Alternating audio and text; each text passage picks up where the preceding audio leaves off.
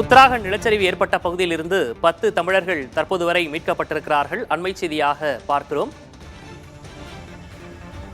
உத்தராகண்டில் தமிழகத்தைச் சேர்ந்த 30 பேர் அங்கு சிக்கியிருந்த நிலையில் முதற்கட்டமாக 10 தமிழர்கள் ஹெலிகாப்டர் மூலம் மீட்கப்பட்டிருப்பதாக தற்போது தகவல் வெளியாகி இருக்கிறது.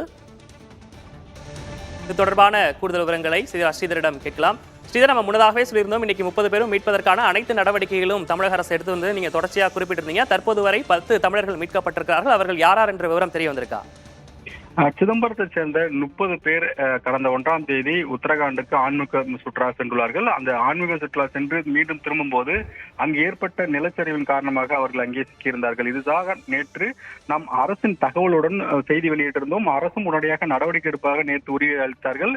குறிப்பாக அங்கிருக்கும் வானிலையை பொறுத்து அங்கிருக்கும் மக்களை மீட்பதற்கான நடவடிக்கை எடுக்கப்படும் என கடலூர் மாவட்ட ஆட்சியர் சிபி ஆதித்யா செந்தில்குமாரும் வேளாண் மற்றும் உழவர் நலத்துறை அமைச்சர் MRK பன்னீர்செல்வமும் தமிழக அரசும் நேற்று உறுதியாக தெரிவித்தார்கள்.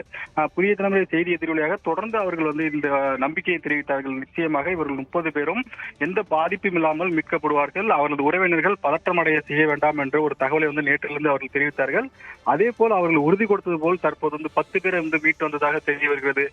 குறிப்பாக 5 பேராக 2 முறை சென்று ஹெலிகாப்டர் மூலமாக மீட்கப்பட்டதாக தகவல் வெளியாகியுள்ளது. அவர்கள் யார் என்று இதுவரைக்கும் பெயர் பட்டியலை இதுவரைக்கும் அரசு தெரிவிக்கவில்லை.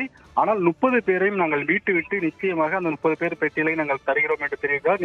நேற்றே நம் 30 பேரை பட்டியலை நம்ம வெளியிட்டிருக்கிறோம். தற்போது மீட்கப்பட்ட பெயர்கள் யார் என்று சொல்லவில்லை. ஆனால் 30 பேரை நிச்சயமாக இன்னும் சில மணி நேரத்தில் மீட்டு விடுவோம் என்ற ஒரு நம்பிக்கையை தமிழக அரசு தெரிவித்திருக்கிறார். தற்போது வரை 10 தமிழர்கள் மீட்கப்பட்டிருக்கிறார்கள். அது தொடர்பான விவரங்களை வழங்கியமைக்காக நன்றி ஸ்ரீதர்.